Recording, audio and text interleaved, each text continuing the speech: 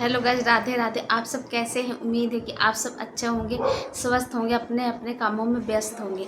तो आज फिर कहानी लेके आई हूँ। कहानी का शीर्षक है कौवे काले क्यों हैं। मतलब का जो होते हैं काले क्यों होते हैं। तो ये कहानी है, आपको बताऊंगी कहानी में ही सब कुछ। तो कहानी सुनने से पहले आपको एक बात बताना चाहती हूँ, कहानी को कभी स्किप करके मत सुनिएगा, पूरा सुनिएगा। इससे हमें ज्ञान प्राप्त होता है। और कहानी स्किप कर लेंगे तो आपको कुछ भी पता नहीं चलेगा कहानी में हुआ क्या है। तो चलो शुरू करते हैं। बहुत पहले पुराने समय की बात है। एक ऋषि मुनि थे, मतलब ऋषि मुनि थे। तो उनके पास बहुत सारे कौवे आए। कौवे ने अमृत पीने की बात कही। अमृत तो ऋषि ने बोला, ठीक है, तुम सब कौवे मिलकर अमृत की खोज करोगे। अमृत की खोज करोगे, लेकिन उसे पीना मत। पियोगे तो वो बहुत ज़्यादा बुरा प्रभाव होगा। तो कौवे सब मिलकर, पहले की बात है, कौवे सब मिलकर अमृत की तलाश करने लग गए। तो अमृत की तलाश बहुत दूर दूर तक गए, बहुत ज़्यादा दूर दूर तक गए। तो उन्हें अंत में अमृत मिल गया। अमृत मिल गया तो फिर उनको रहा नहीं गया। कौवे ने चोंच मार के पी लिया। चोंच मार के पी लिया तो फिर आए ऋषि मुनि के पास और बोले, हमने तो अमृत पी लिया। तो ऋषि बोले, तुमने अमृत क्यों पिया? अब मैं एक श्राप देता हूँ, तुम सब हमेशा काले ही रहोगे। तो कौवे घबरा गए।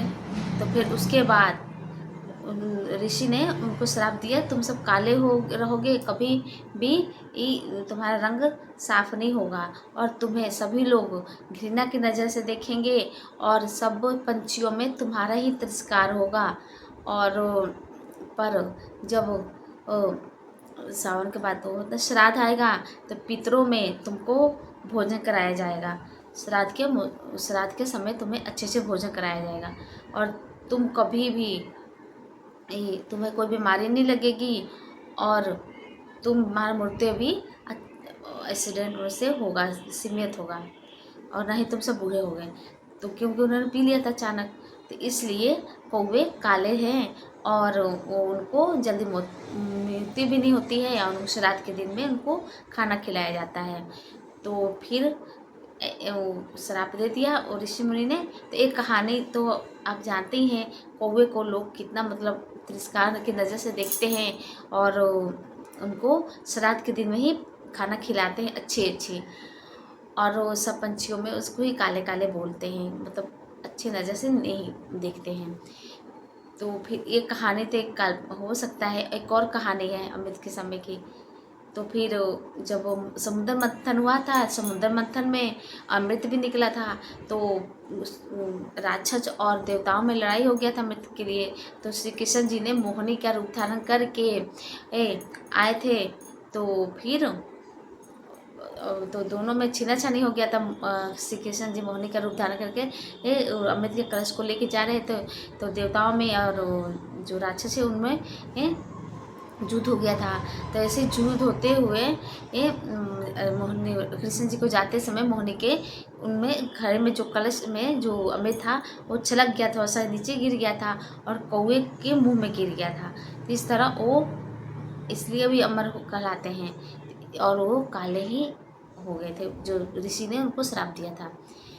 तो इस तरह हमें एक ज्ञान प्राप्त होता है कि कौवे काले क्यों होते हैं, क्योंकि उनको श्राप मिला था और उनको अमृत मिल गया था। तो उन्होंने अमृत को अपने काले चोंच से उसको छू लिया था, मतलब पी भी लिए थे। तो इसलिए उनको श्राप मिल गया और वो काले ही रह गए, काले बन गए। मतलब पहले पता है कौन से थे लड़के, और ये अब काले कहलाने लग गए।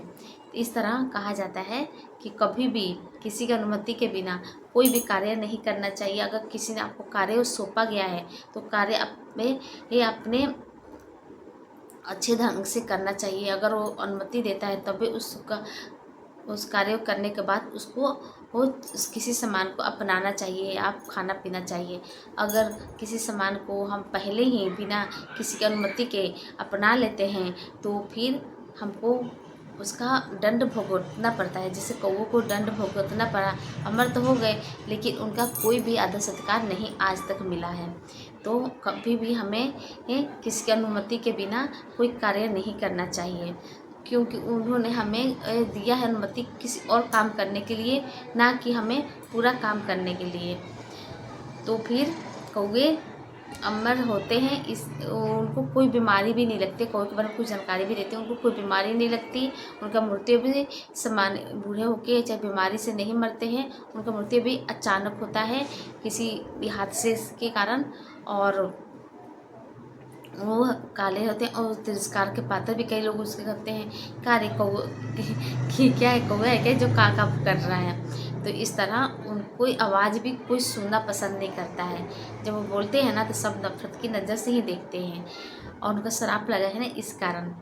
और भी कई कारण हैं उसके, कुछ भी कई लोग कहते हैं कौवा अमर तो होते ही हैं, और एक कहानी काल्पनिक भी हो सकती है, पर हम जो सुने हैं, जो कहे हैं, तो उसी को हम बताएंगे। तो इस तरह कहानी का कोई ही एक कहानी आपको सच्चाई भी हो सकती है और काल्पनिक भी हो सकती है, लेकिन हाँ ज़्यादातर लोगों में कौवे की कहानी ऐसे ही आता है कि उन्होंने अमृत पी लिया है।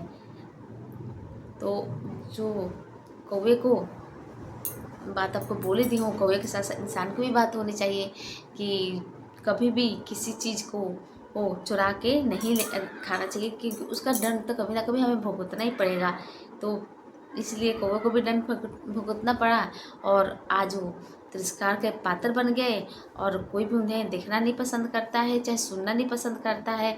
और जो उनकी आवाज़ को सुन लेता है तो दूर से ही भगाते हैं कि चले, भगाने लग जाते हैं कि हमारे दुआ पे कौवा ना रहे। लेकिन कई लोग कहते हैं कौवा का बोलना भी शुभ होता है कि हमारे घर मेहमान आ रहे हैं। तो ये भी एक कहावत है कि कौवा अगर बोले तो कहते हैं आज तो हमारे घर मेहमान आ रहे हैं, क्योंकि कौवा बोल रहे हैं। लेकिन आज के शहरी ज़िंदगी में कहाँ कौवे मिलते हैं, वो भी नहीं मिलते हैं। जब हम शहर में रहते हैं तो कौवे की आवाज़ सुनने के लिए भी तरस जाते हैं। गांव में तो एक दो जगह मिल भी जाते हैं सुनने के लिए, कहाँ जब बोलते हैं तो, लेकिन शहर में इतना नहीं मिलते हैं कौवे की आवाज़ सुनने को। आज पंछी भी अलोपे हो जा रहे हैं, लेकिन जो कहानी है तो कहानी ही रहेगा हमेशा के लिए कि ऐसा हुआ था, ऐसा हुआ था। तो एक सच्ची भी हो सकती है, झूठी भी कहानी हो सकती है। तो यही है कि उनको अमृत खोजने के लिए भेजा गया था, लेकिन उन्होंने अमृत को पी लिया था। तो ऋषि मुनि ने उन्हें श्राप दे दिया था कि तुम काले रहोगे, तुम तिरस्कार के पात्र बनोगे, और तुम्हें कोई भी अच्छे नज़र से नहीं देखेगा। जो भी तुम्हारी आवाज़ सुनेगा तो नफरत से ही बोलेगा ये कहाँ से आ गया, और वो तुम भगाए जाओगे हर एक घर से। हाँ, लेकिन तुम्हारी उस समय ही ये अच्छा खाना मिलेगा जब श्राद्ध होगा। तो भाइयों लोग आप बताइएगा, आपको घर में कौवे आते हैं कि नहीं आते हैं, और ये कहानी सुनी है कि नहीं सुनी है। अगर नहीं सुनी तो कमेंट बताइएगा, और भी बताइएगा कि आपको किस टॉपिक पर कहानी सुनना है। अगर हाँ मेरी कहानी अच्छी लगती है तो आप वीडियो को लाइक कमेंट शेयर जरूर कीजिएगा, और चैनल को सब्सक्राइब कीजिएगा। फिर इस तरह मेरा वो भी उत्साह बनेगा, और मैं अच्छी अच्छी कहानी आपके पास लेके आऊँगी। तो बताइएगा आपको कहानी कैसी लगी, और वीडियो को लाइक कमेंट शेयर जरूर कीजिएगा। और कौवे आपको कैसे लगते हैं ये भी बताइएगा, कौवे की आवाज़ कैसी लगती है बताइएगा। अगर शहर में तो कई मिलते ही नहीं है, सच में नहीं मिलते कौवे देखने को। देखिए गांव में जो हैं वो बताइएगा, आपके गांव में आते हैं कि नहीं कौवे, आते ही होंगे, ज़रूर आते होंगे।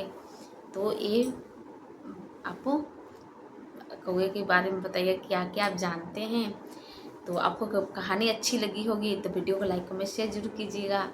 और हाँ, कहानी भी एक से हमें कुछ ना कुछ इसका ज्ञान प्राप्त जरूर होता है। अब इस कहानी से ही हमें सोचिए हमें क्या ज्ञान प्राप्त हुआ। इससे हमें किसी पंछी मतलब कौवे के बारे में कुछ ना कुछ तो जानकारी मिला ही, कि उन्होंने अमृत पी लिया था, वो अमर हो गए हैं, उनको तिरस्कार किया जाता है।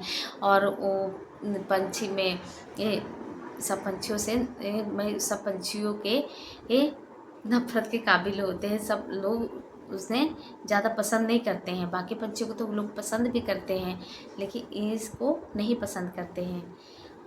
और उनको शराब मिला था, इसी कारण ऋषि मुनियों ने शराब दिया था, अमृत भी पी लिया था चोरी छुपे, यही कारण है। तो मैं सुनी थी ये कहानी तो आपको बता दी।